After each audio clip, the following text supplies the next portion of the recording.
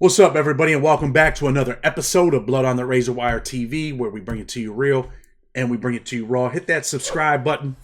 Go ahead, we're going to give you a minute. Hit that like button. Give you another minute. Appreciate you. And make sure you leave a comment. Share the video. I'm bringing Justin back on. We talked about him. Talked with him before. Nazi lowrider prospect. You know, he's coming on for a part 2. A lot of people wanted a part 2 with you, Justin. I think the video got like over 30,000 views. So, you know, people left comments. People, you know, I had one dude write me an email, talked about you on an email, a couple other things. But, you know, you spent some time in different prisons in some dangerous places. USP Victorville, definitely not a nice place to be. Let's talk a little bit about Victorville, and we'll get into some more of your story. And Carmine Persico, you know, a guy that you lived with too, right, in the unit. And you know, Carmine, I was his ICP for 8 months, bro. We were good friends. We had our own table over there with Stomper. You know, that's a whole nother story over there at Butner, because it's just, you know, you kind of stay to yourself. So you get your territory, you get your couple people that you hang with, and that's it, bro. You end up over there in Butner, and you're Carmine Persico's ICP. Tell the people what that is. So an ICP is just like an inmate compassion program where they would assign an inmate to help an older person with some medical problems. Now, Carmine, he was real picky. So to be his ICP, he really had to like you, because you're around him all day long. You're pushing him around. You're sitting at the table. You're taking him to lunch.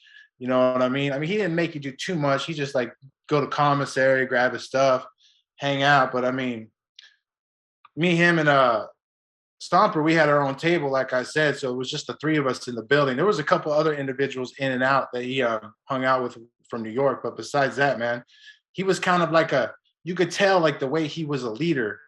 Like he was really cool. Like he took care of his people, but he wasn't afraid to put you in your place. You know what I mean? Did he ever talk shit to you? I know how some of them old Italian guys in there get pissed off. Do you ever talk shit to you, get mad at you? Oh yeah, man, he talks shit to everyone, man. You know, he used to hate Scarfo, bro. He used to talk shit about Scarfo all the time. He talks shit about me. He talks shit about Stomper. He talks shit about his friends. So, I mean, you're his ICP. A lot of times when you're the ICP with them old guys, they kind of know that this is it, man, that they're going to probably die in prison. And they kind of kick it with you a little bit, don't they? Yeah, man, we were really good friends. You know, he was trying to get out at the end. He had his parole hearing, and he was trying to do something about his consecutive sentencing. Now, I know that he thought he was going to get out because there was some kind of loophole in the old system that would allow him to get out. But for whatever reason, when he went to go see his lawyer, he went to the parole board, they just told him no. They tacked on like an additional life or something. They wouldn't let him ride with, because I can't remember what the old system is. I think in the old system, life is like 30 years or something like that. When he got denied parole, man, what did he say? How was he? Was he gloomy? Was he down? Man, you know, he just really wanted to go home. He wanted to go home and just and be at peace for the past couple of years of his life. Believe it or not, he kind of like kept an upbeat attitude. You know, he fed us every night. He come out, man. He's the one that taught me how to make those Italian salads with the oil and vinegar. So he'd make us his food. He'd make us the salads, the crackers. I mean, he was real cool, man. The funny thing about that is I didn't even know who he was at the beginning. I didn't know nothing about him.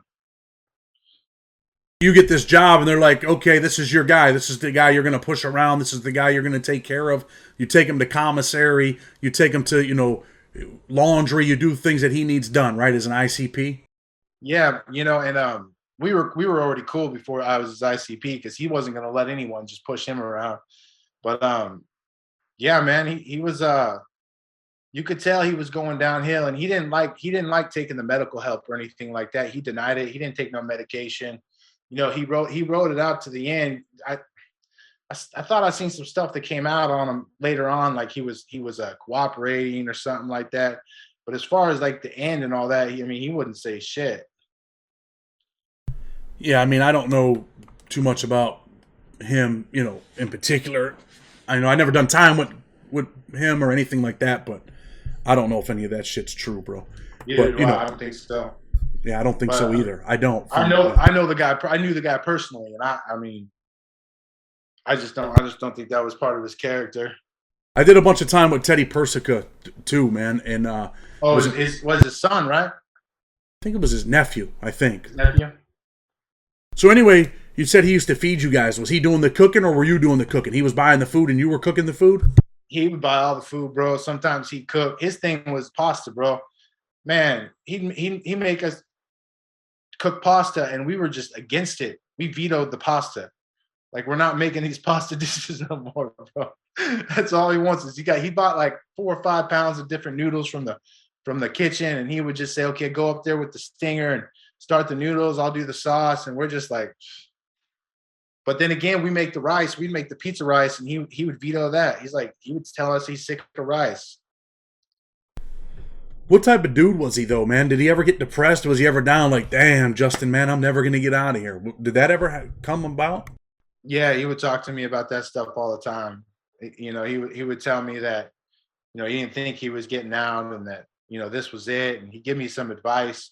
You know, he was hard, bro. He talked some shit. And in prison, we're not used to people talking shit about you.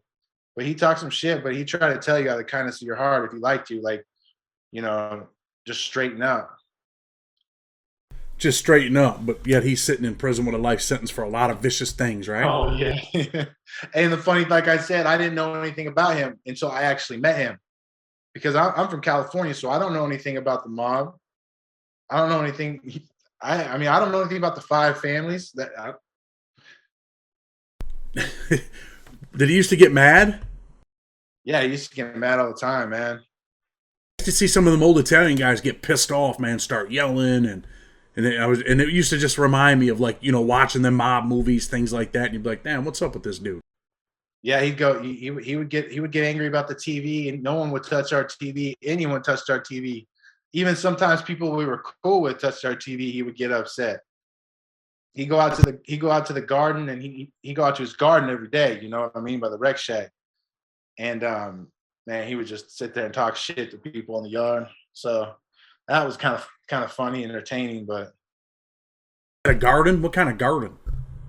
There's like a little garden around a rec shack that he would take care of. I guess he was like big into gardens back in Lompoc and all that. So he just go out there and try to pass the time and take care of the plants. And there's a couple of people that used to help him. I can't remember his name, but there was another guy that he was in Lompoc with that came with the walker that was really cool that used to help him. He was from New York. Ever want to fire you? Because I see them guys get pissed off and want to fire their inmate companion, and then they take them back the next day. I went to Unicorn, bro, but we were really cool. We found him someone else that we were cool with to push him around. You're telling me that Carmine never fired you? No, Carmine never fired me. He yelled at me. He might have told me, told me some shit, but no, he never fired me. At the end of the day, he's looking around for me to push his wheelchair. Was he ever like, you stupid mother? Oh, yeah, absolutely. Ain't no question. You already know that, huh? Well, I know how some of them old Italian guys are. I've seen them talk to their inmate companions like that. You stupid motherfucker, let me tell you something. Yeah. You're fired, you asshole. I mean, I've seen them do that. That's why I was wondering if he did that to you. And the funny thing about that is, you could, like, when he ran, you could think about how he ran his family. He kind of ran his family the same way if you know his personality. He's like, okay, here's his brothers, here's his family. He's going to feed them. He's going to make sure they got bread. He's going to make sure they're taken care of. But at the end of the day, he's always going to be in their face like that. He used to get visits from family members. I mean, like his immediate family. Yeah. Man, I want to say it was his wife, I believe. I believe it was his wife. You know what's funny is he told me the story about him and his wife, and I believe he told me he was faithful with his wife the whole time. And he told me that in just one-on-one. So, what did you like most about him? Man, I kind of liked how he had that passion to take care of people around him that he liked. You know, like the good people that he cared about, he would make sure they're okay. He knew you were making chump change doing that job. Did he ever pay you? Oh, yeah, absolutely. Sent money to your account. Hey, Justin, I appreciate you. That type of shit. A couple times, yeah. Give me like $20, $30 worth of commissary. So you were also in Victorville, right? Definitely a dangerous place. I want to talk a little bit about Victorville. We'll come back to Butner in a minute. First place I showed up to, Victorville USP, man. I walked into the wrong unit. They put me in 5B and they put me in a cell, and I was cool. And then, you know, the last prison I went into was Old Folsom, like I said. So kind of used to like the just the environment overall. So I was just trying to gang, you know, who's who and where do I go. But as soon as I get there, they switch units on me. They're like, "No, you're in 5A." So within, you know, 30 minutes, I'm already in another unit, so I could do another bunch of people. And that's when I met Ghost and Shadow and a couple other cats that were running the unit. Got me in my own cell with the guy from Oregon that was leaving in like 2 days. So they just got me in my own cell like right away. Actually got lucky, man. Being that you were from California, you kind of got the shoe in anyway, like right off the rip. Like, hey, man, he's a California dude. I mean, you're on the West Coast, you're doing time. So when you walk in there and you're from California, you're a good dude. Right away, you kind of get a little bit more of, I don't know, favoritism. Oh, absolutely. But see, that messed me up because in my head, you know, I'm just kind of like thinking this is how it is. But like I told you before, when you when you switch joints and you go to another part of the country, it's the exact opposite. They remember all your politics because it's funny because a lot of those cats you think of, you talk about Taz and all him when he was at Victorville, right? You think Taz is a bad dude, right? But when he was at Victorville, he was bound down because he knew he was outnumbered, so he had to play his role, bro. Everyone has to play their role. That's the thing. And as soon as you move, all of a sudden you puff up. All them guys are full of shit, or you know, screw their politics. It's a vicious game, man. It's vicious. So like Taz, what was Taz? He was a sack dude, right? Yeah, he was the one of the it was his brother was Tin Man. So he was actually there with one other cat that was sack, and that was it. And they barely let him stay on the yard. But then when they get an opportunity and they move somewhere where they're from or where they're around and they got the numbers, do the cards change? Oh God, vicious, bro. I'd say Victorville and Atwater are probably the only two places you can go if you're from California and feel kind of safe. You know what I mean? You go. That's why they punish us and send us to the East Coast. You're hanging out with the Nazi lowrider dudes. You're in Victorville. You kind of like you're prospecting at the time, right? Yeah, I'm just, you know, minding my business, bro. So, but you end up in a cell with Stevie Riddle. Stevie Riddle's from Boston. He's an AB member, been down a long time. What was it like living with Stevie Riddle, man? So yeah, I got busted for wine, and they took me to the shoe, and they asked Stevie, "Hey, you want to take him as a cellie?" He said, "Yeah." So, you know, we celled up for 4 months. I had to do 120 days on a wine shot, and he was all right. We'd wake up, we'd drink our coffee, he'd read his book. He had like this little breathing exercise he'd do every morning just to lay on the bed and try to meditate, which is real weird because you think like, here's this guy, you know, he's got power on the yard, but he's just laying on the bed right now, taking a couple of deep breaths, trying to meditate before the day begins. Then we drink our coffee. I do my little workout. We go out to the rec and, you know, we BS a little bit and just kind of have fun. He was actually a good cellie, man. Did he ever get pissed off at you or try to like impose his authority because he was, you know, the big homie, I guess you would say, for the ABs? Believe it or not really, man. Believe it or not, he used to tell me stuff. You know, they it's funny because once you're alone with some of them guys, they tell you stuff that you necessarily would never know. You know what I mean? But he would tell me stuff about the other brothers doing stuff on the yard that weren't right. You know, when I told you they made Mark on the yard, he's like, he said that was never supposed to happen. And then he ended up getting hit later on because of the whole thing with him trying to refuse a cellie in Lewisburg and all that. That's a whole nother story. Talking about Mark. Mark got hit, right? Yeah. And Stevie I actually didn't know about that till I found out in your video. I think one of your guys was telling me it happened at wasn't Allenwood. It was Hazelton. Might have been Jimmy Mack talking about it. You know, Jimmy Mack died, right? Yeah, I heard, man. That's a shame, bro. Crazy to do all that time. I never got to meet Jimmy Mack because a lot of brothers were going down to Coleman, and I had my buddy Maury. He was going down to Coleman, and luckily I just had them medium points because that detainer dropped. I know one of the guys had a question like, how do you get to a medium? Well, you know, I had that 7-point detainer, and as soon as that got dismissed, man, I got that with the GED is 8 points right there. And that shot you to the medium. I want to talk a little bit more about Steve, man. When you were going into cell with Stevie Riddle, did you know who he was? Oh yeah, I was cool with it. I wasn't tripping at all. Thinking like, damn, I'm going to cell with this dude.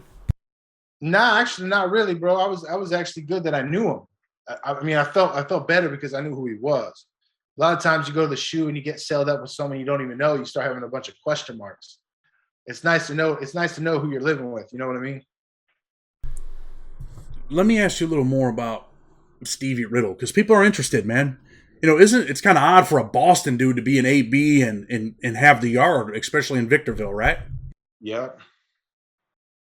Were you there when Steve Caracapo came there, the Mafia cop, and Stevie Riddle let him leave the yard?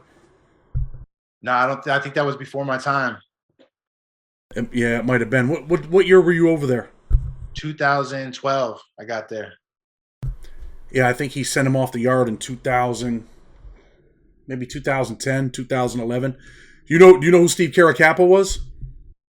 I've heard of him, but I'm not sure. Like, remind me. He was the Mafia cop, the guy that was the head of the task force for the mob homicide division, and he was the guy going around killing all the people allegedly. But he was the cop for like 30 years. Yeah, I know who you're talking about. Yeah, I know who you're talking about. Stevie Riddle didn't have him smashed, even though he was a cop. He just sent him off the yard. He told him, "Hey, man, you know we're going to let you go, man. You can't be here. You got to go." Yeah, I never heard that, man. But you know, he wasn't that bad of a dude. He was all right. You know, he was a victim to addiction a lot, bro. I think we all were at one point in our life. But I remember one time I was with him, and my buddy owed this dude some money, another race. And dude pulled up to Stevie and told him, "Hey, man, this guy owes me money." And Stevie went up with him. I was there. He went up with him. And he said, "Hey, man, he's gonna pay your money. He's gonna pay your money."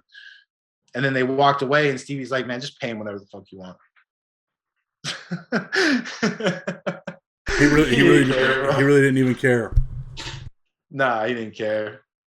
You see some vicious things happen over there at Victorville? Yeah, a lot of dope debts, bro. A lot of people get beat up over dope debts, and you know we had a couple of jailhouse Steves over there, and I think there was one cop that showed up. I guess he tried to walk one time. I think they got him, but yeah, there was some vicious stuff that happened over there, man. For you to see that stuff, were you just kind of like, wow? Yeah, no, actually, I wasn't really wow until I looked back at it. And now that I look back at it and like actually see for what it was, I'm like, bro, I'm lucky I'm alive, man. Some of that shit, I'm just like lucky I'm living right now. And I know we talked about the SMOO program, and you had some issues in the SMOO program, right? In the SMU? Yeah, with Mark. I want to talk a little more in depth about that, bro. Why did they want to jump on you? What was the reason why they jumped on you? I went to the door with Mark. I wanted to live with Mark. So I don't really know him too well, but I've met him a couple times. Only 2 of us from California are on the tier. We're on B block. So I want to live with him. So a cop comes to his door and tells him, "Hey, you're getting a cellie off the bus." So he gets mouthy with the cop. Starts telling him, "Look, I can't take these people. You know, you got to make sure that I get the right cellie." So I kind of like, I messed up. I dropped the ball because I kind of checked him right there. I went to the door and said, "Hey, man, you can't do that." You know what I mean? So he got in his feelings over that. So my cellie was from Boston. Like, man, I wish I remember his name, but he told me, "Hey, these dudes want me to hit you, but I'm not going to hit you." I told him, "Do it, bro. Why not?" You know what I mean? He was from Boston? He was from Boston. It wasn't Dennis Mooney, right? Nah, me and Dennis were cool, bro. Dennis, he was on J block. I was on B block. Some older cat from Boston. I just can't remember his name. He was all right. Short ballhead dude named Sims. That was him. That was him, brother. He was in the SMOO for hitting the cop with a lock, and Allen would hit the cop in the head with a lock. Or did he go to the SMOO program with you after he left Coleman? Yep, he was my celly. That was him. Little short bald head dude. Really, he's from Connecticut. Yep. I can't believe you know him. You met him? Honestly, I don't like to talk about this stuff on channels like this, but I'm just gonna do it, bro. And anybody that's watching, if you were in Coleman with me, hit me up, leave a comment so people know that this is true. I do know him, bro, and I think he went to the Smooth program with you after. What he did was he got drunk. We were in Coleman, he got drunk, and he got drunk with another kid from West Virginia. They beat this dude up real bad. He was an ex-Southsider. And there was going to be a big issue. And the Southsiders, I used to work out with one of the dudes that was once upon a time was a Southsider. And he said, look, Chad, your dudes beat my dude up. So this is what's going to happen. We're going to come in your unit, and we're going to stab all the white dudes unless something happens to this dude. He said, I'm not going to stab you, man. You're my partner. You're my workout partner. He said, but all these dudes behind me, I can't stop them. And I told him, you know what I'm going to do, bro? I'm going to tie my door closed. I was going to put a cord on it, tie it, and let them do what they want to do. He said, if you want to do that, that's fine. He said, but this shit's going to get bad, man. So I ended up deciding to go back to the unit, and honestly, man, I beat Sims up real bad, bro. And I was just angry that he had put us in that position. We had already had issues with him drinking. He wasn't a big dude. He had a big mouth. He was crazy. Like, he hit the cop. He did crazy shit. Oh, yeah, he was crazy. But, I mean, that was his problem, was drinking. Yeah, so, yeah, I do know him. I beat him up really bad, bro, and I'm not proud of that. And honestly, dude, when they did the count, they found him, and he was laying by his toilet, man. That don't make me a tough guy. I don't like talking about that type of shit on here because that's not my mission, bro. But just so you know, yeah, I do know him. You ended up in the Smooth program with him after he left Coleman because they sent him to the Smooth program again after all that shit with him. He started some shit with the Muslims before that where I had to be like, yo, bro, you got to stop this drinking shit. This shit's got to end.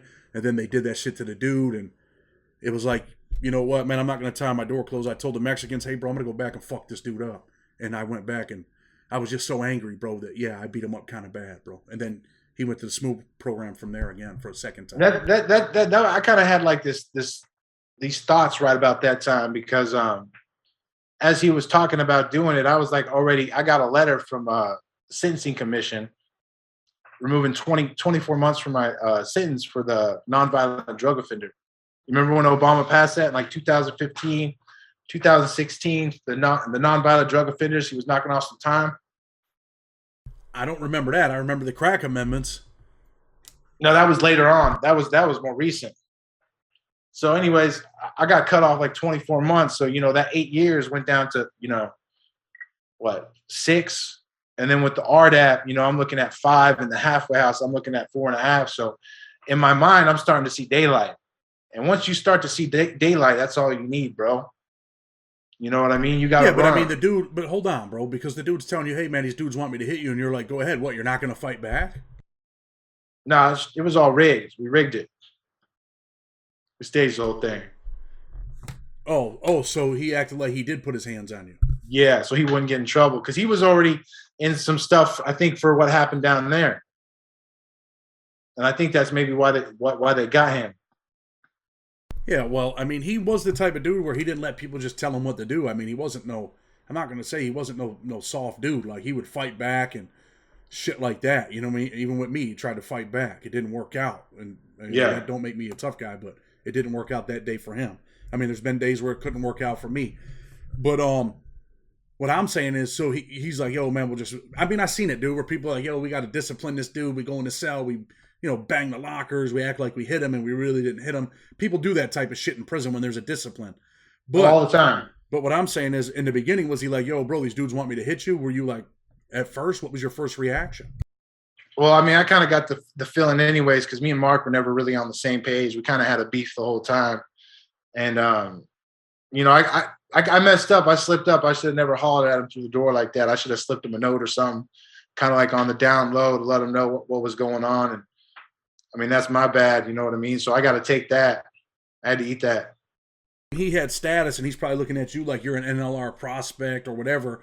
Like, I'm the big homie. You don't tell me what to do. No, yeah, he had an ego trip, bro. He was on a super ego trip. And the funny thing is, he wasn't really anyone. Like, well, I mean, he did a lot. He called some shots, bro. They made him because he just had money.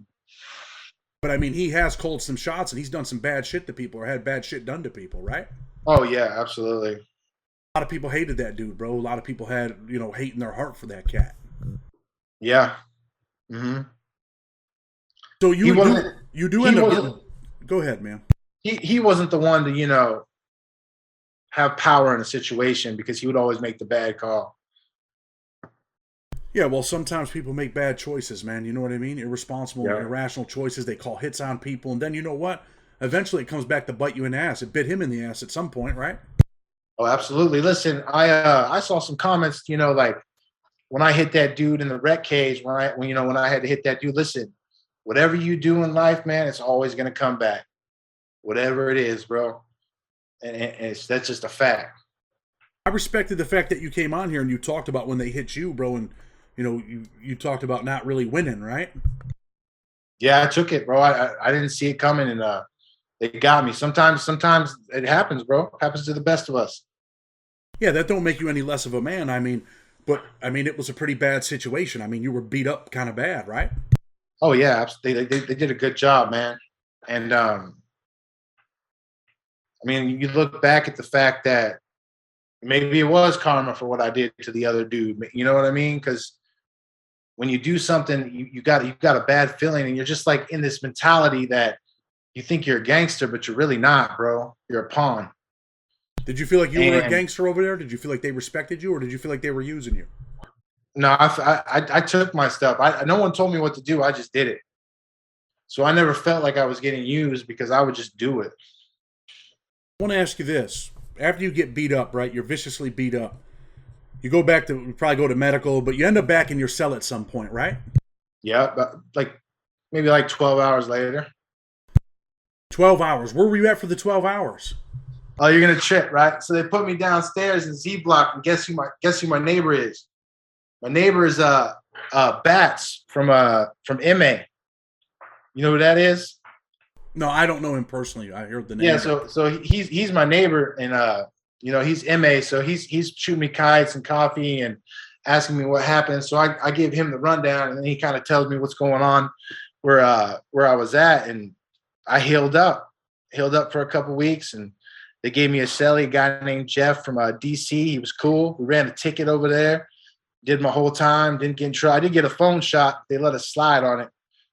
I was in phase 3. You get a shot, you go day 1, phase 1 over there. Let me ask you this though. So these, they beat you up because I want to get back to this because I want people to understand this part of federal prison too. You're in the special management unit. It's filled with all the undesirables, all the violent dudes mostly. Gang members, dudes that stab people in Big Sandy or stabbed them in Victorville or Hazelton. That's where all these guys go for the viewers to know. You get beat up real bad. Finally you make it to your cell after 12 hours and you look in the mirror, man. I know you look in the mirror like, damn, man. What are you thinking when you look at your face and see what happened to you? Shit, for real, it took a day or two because my eye was so shut and blurry, it was kind of hard to see. But you know, you make choices in life, and you look at your consequences. So when I'm looking at the mirror and I'm seeing myself beat up, I'm really trying to figure out, like, what do I want to do with my life, man? Like what do I want to do? Do I want to keep doing this? Is these the choices I want to make? Because at the end of the day, what am I going to do? Am I going to go out there and try to get revenge? Because I can't do it, because I'll never be able to see those guys again because there's a separate team now. So they'll never give me a shot to see those guys again. In your heart of hearts, did you feel like, damn, I wish I could see at least one of them dudes one-on-one and stab them? What are you thinking? Are you angry? You're like, man, I'd like to kill these dudes, man. Look what they did to me. Yeah, I wanted to run back for sure. I definitely want to run back. And who hit you? I remember you talked about who hit you. What group of dudes was it? You don't have It to was say that. Sack. Some cat named Eric and some other dude named Slim from Sack. They questioned in the comments. They said, when you asked me, is it 5 or it's 8? I kind of had to explain that, because when you're on your tier, the bottom tier is the majority of good white dudes. So if you got 8 SAC members on the bottom tier, you got like 6 Boston dudes, you got, 1 armed dude, you got a couple independent dudes. You got to understand, when you go out to the rec cages, there's only 5 people in a rec cage. So just because there's 8 SAC members on the bottom tier, that don't mean that they're all going to go in the same rec cage with you. There might be only 2 or 3. But the thing about it is they're all on the tier so they can communicate. Oh, yeah, I was a little confused, too, when you said that. So I said, what was it, 5 or 8? But you were talking about how many people went in the rec cage with you. Yeah, well, it's because there's only 5 people allowed in the rec cage, but only, Dennis was in there. But you know, Boston Billy was in there. I don't know if you know Boston Billy. Had the yard in Beaumont. From was he from Southie? I believe so. I know who he is. So listen, that's what I want to. This is the point today, right? You get beat up real bad. You're laying in your bunk, and you start asking yourself, "Is this the life that I want to live?" And we're going to get to a couple things of what you're doing now in your life. But you're laying on the bunk. Do you think that was the defining moment for you, where you're like, "Man, I don't want to live like this no more"? It was the start. It was a majority of things that were happening in my life right then. Like I told you, when I got that time off and all this stuff happening, and you know, like I tell everyone, you do bad things, man, bad things are gonna happen. You do good things are gonna happen. So you keep doing bad things, bro, there ain't gonna be no good outcome ever. And I mean, is that what I want to do? Do I want to, you know, do I want to be the number? Do I want to be the guy that's 80%, you know, chance to go back to prison once he gets out because he's a career offender? Or do I want to choose to go the other way and actually live a life, have kids, have a career?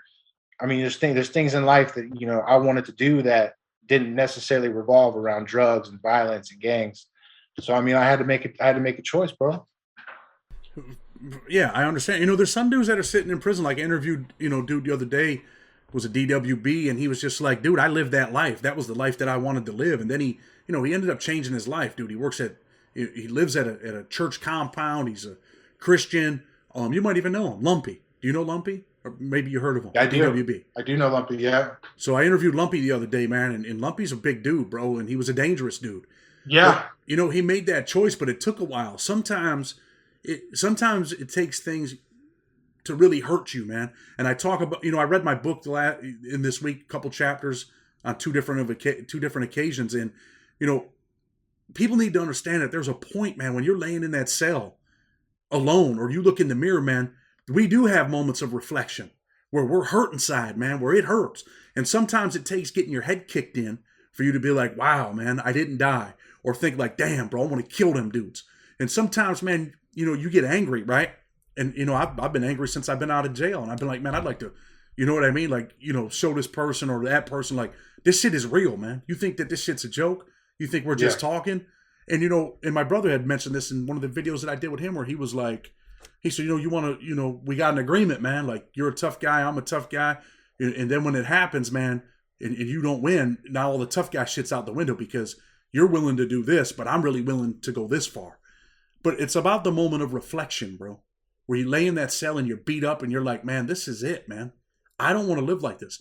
Maybe it's the fact that, you know, you win an appeal and you're like, wow, man, what am I doing? There's plenty of guys that are sitting in prison now that probably could have gotten out on compassionate release, but they can't because they went into prison and they didn't do the right thing. They stabbed somebody. They got an attempted murder charge. You know, they had a stack 924C, went to prison with, you know, 50 years, and now they could have got out, but now they can't because they caught a new case because they stabbed the cop. That's what goes back to what I told you, man. You do good things are going to happen. You do bad things, you know the outcome. You know the outcome, brother. Now, after you get beat up, you're laying in the cell, you end up leaving. You said that's the moment where you start to be like, look, man, I don't want to do this. You got your points down. You got some time taken off. You're getting ready to go to an FCI now, right? No. So what happened from there is I got, like I told you, I got a cellie named Jeff, really cool, from DC. He's from LA, but he's originally from DC. White dude or black dude? White dude. Yeah, white dude. Always white dude, bro. So we ran a ticket the whole time I was there, and we just chilled. We ate, we gambled, we had fun, and just tried to pass the time because I think we had, at that point, it was like 10 or 11 months left. So I rode the whole thing out with him. They ended up designating me to Terre Haute. So I go to Terre Haute, and Jeff is actually in Allenwood. So we meet up on the bus. We didn't expect that. So we ended up going to the same spot. We go to Terre Haute with a group of people. And there's a couple guys I met from Omaha, Nebraska that I was cool with, a guy named Pat. He got me into Unicor. I started working in Unicor, man, and just kind of stayed away from the yard. You know, made my money. I think we were getting like a few $100s a month because we were on like Peace Pay or something like that. So, you know, I'm seeing the light. I'm making some money. I got my GED there. When I went down there, I got my GED, brother. And then that's what dropped. That dropped me 1 point. That put me at 23 points. That put me to FCI. So I put in for Sheridan. And they sent me to to Butner. And you make it to Butner, man. When you get to Butner, are you kind of like, I made it out of that environment, man. I've been doing the right thing. If you made it to Butner and you're looking at it from the bus, you're tripping. You're like, this is don't get no easier than that, man. 800 people, small units. You know, when I first got there was 11:30 lockdown. So they don't lock down till 11:30. You're out. When these dudes are beating you up, do you feel like in the moment, like, damn, man, I might die? Is it that bad? I guess in the moment, you just kind of like, it's like a blackout. It's like just a black screen, bro. You don't really see or feel anything until a few seconds afterwards, because it's just like the adrenaline's pumping. So you really don't know what happened, especially getting jumped like that. It's fight or flight, man. This is just like a natural instinct, right? You definitely, there is no flight. You're locked in a cage. You got to fight. So are you like fighting like, man, I got to fight for my life? Because I've been in situations where I'm like, man, this is balls to the wall. I'm fighting for my life right here. I had it happen to me in Big Sandy. I'm fighting for my life, bro. Were you fighting for your life? You black out and you go, man. You just go. You know what it is. You don't have a choice. Your body just takes over at instinct. Dude, I think that, honestly, man, I'm going to be straight up with you. I think that prison changed you, dude. I think the things that you went through made you say, I ain't never going back here, man. I'm done. I want out of this shit. I don't want to be involved in this shit no more. Is that what happened with you? Yeah, brother. I'm good, man. You know, I did my time. I paid my my dues to society for what I did. You know, I take accountability for the things that I did in life, and I got to move on. I got other things I want to do. So you end up getting out of prison. I know we touched on this before. You have a baby, right? What do you got, a son? Yeah, I got a son, 5 months. How's that feel to be a father, man? It's amazing, bro. 37 years old, you have your first child. And, you know, that's the thing, man. You've been down 10 years. I look at the 10 years I did, and I'm just like, I didn't have no kids. Like, I have nothing to show for in life, like nothing. I mean, and that was a bad feeling, man. And you're married now, right? Married to your son's mother. Yep, I'm married to my son's mother. We got a kid. I got a stepdaughter. I'm in CDL school right now. I take my test in 2 weeks. I already took a job with Western Express. And just a shout out to some of the guys that are on a federal paper. You can hit your PO up, and they'll try to get you into CDL school for free, man. They got 3 of us in there for free. 2 guys in Oklahoma and 1 right over here, me in Baltimore. So you just got to ask them. They got the money, bro. They got the money for us. Well, hey, that's what's up, man. That's a good message for dudes that are getting out of jail, man. You know, definitely. And it's a good career. You make good money, man, and you stay busy. You know, when you're working, you don't have no time to commit crime, man. By the time you get out of work, you're tired. You want to go home, spend some time with your little boy, spend some time with your wife. You go to sleep. You wake up the next morning, and you do it all over again. But you know what? It's better than getting up the next morning and going to the chow hall to roll fucking spoons, right? Oh, I hate it, man, bro. I don't even want to. I mean, you bring it up. It's a good point, but man, it's terrible. People just don't understand the experience it is, because the rehabilitation is in the violence. You're either going to get rehabilitated by the violence in prison, or you're going to become part of it, man. That's a hell of a point you just made, because you know what? So many people, it's a wake-up call, man. Yeah, you can take all these rehabilitation programs, and they help with some people, but not many, right? A lot of them programs are bullshit. But you know what else, man? That's the rehabilitator right there, man. That you don't want to experience. You know what my rehabilitator was? I'm just going to keep it real with you. It was the violence. It was going to the chow hall and not being able to eat that food because it got so nasty. Like the pink slime hamburgers and the meatloaf that just falls apart that you can't eat. That rehabilitates you. That makes you say, you know what? Ain't nothing in the world worth living like this, right? Nothing. Nothing in the world, man. Nothing. Listen, I learned, not all money's good money. You make good choices. Stay out of prison, bro. Don't break the law.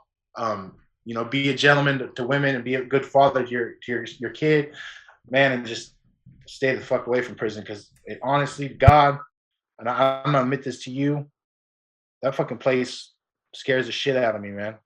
I don't ever want to go back there. We can get on here and talk all that tough guy shit, but I'm going to keep it real with you, bro. I see it. I see that it affected you. I see it. I see that you're scared to go back there. And you know what? I'm not going to say that I'm scared to go back there, but I don't ever want to live like that, man. I don't ever want to see that shit again. I don't ever want to eat that food again. I don't want someone locking me in a cell ever again. I don't want to be on a lockdown for 30 days, man, where I can't call my family ever again. Those are the rehabilitative factors for me, man. Absolutely. I mean, at the end of the day, it's just, what do you want? You got to ask yourself, what do you want? Do you want to be a tough guy? You want to call shots? You want to go out there? You want to hit people? You want to jump on people? You want to go catch a side case while you're in prison? You want to go out there and sell drugs? You want to go violate parole? I mean, you want to keep going in and out. I mean, you want to be a shitty dad? You got to make these choices, man. Life is full of choices, man, and I just hope that some people listen in and are like, damn, dude, I don't want to be in a red cage with 3 or 4 dudes or 5 dudes or 8 dudes or 2 dudes stabbing me or jumping on me or beating on me. Because you know what? I told the dude, hey, don't do that. And you know, sometimes, and you remind me of this type of dude, you know, where you will check people in jail, like, hey, man, like you were on that prison code, that's shit that you learned, when really, like you said, you should have just been like, man, let dude do what he wants to do. Fuck him. He is who he is. Yep. He's his own man. But you were living that prison code, though. You were trying to live that life, right? Yep, absolutely. Living that life got you what? The shit kicked out of you. Oh, yeah, definitely. You could have died in that red cage. A lot of people have died at the SMOOth program. You could have died there, and there would be no son. There would be no wife. I told you last time I seen a murder right across. Well, it wasn't across, but it was on the same range right there. Dude killed his cell. He was getting out in 3-4 months.